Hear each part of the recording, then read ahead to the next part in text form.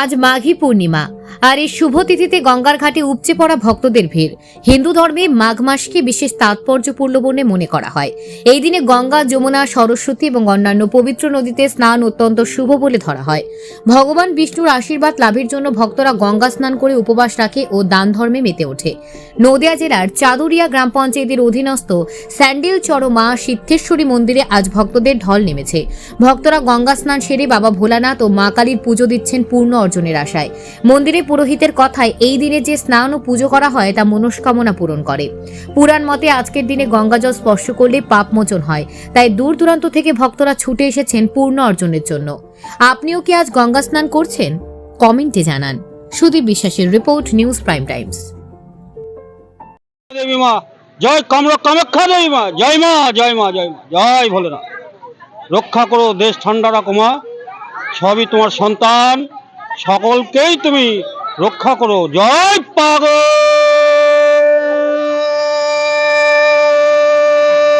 পাগল পাগল পাগল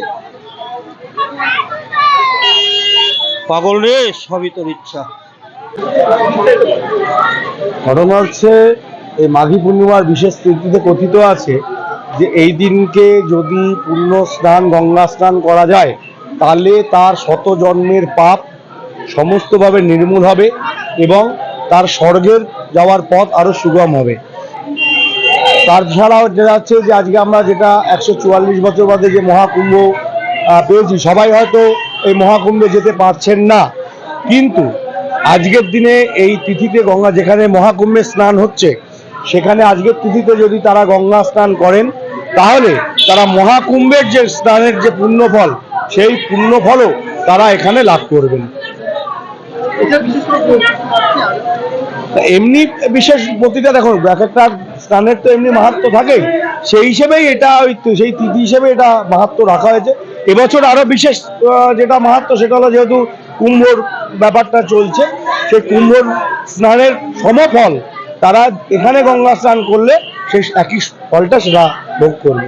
ভক্ত আসছে, পুজো দিচ্ছে, ভক্ত পুজো দেওয়ার পদ্ধতি না, এমনি এটা নিয়ম নেই। তারা গঙ্গা স্নান করছেন তাদের মনের বাসনা জানিয়ে, তারা শিব ঘরে তাদের সমস্ত পরিবার, পুত্র পরিবারের মঙ্গল কামনা করে তারা শিবের মাথায় জল ঢালছে।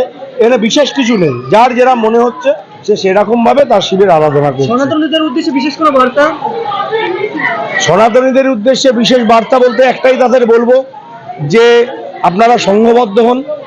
মুখে সনাতনী করলে হবে না, কর্মের মাধ্যমে আপনারা আপনাদের সনাতনী ভাবটা জাগিয়ে রাখুন। মুখে বলেন যে আমি সনাতনী, কিন্তু আমি কর্মে সেটা দেখাচ্ছি না, তা নয়। কর্মের মাধ্যমে আজকে সনাতনীদের জেগে ওঠার সময় এসছে, না হলে ভবিষ্যতে তারা অনেক বড় বিপদের সম্মুখীন হতে চলেছে। আমার নাম দীপঙ্কর রায় মুখার্জি, ঠিক আছে, আমি একজন মায়ের সেবক।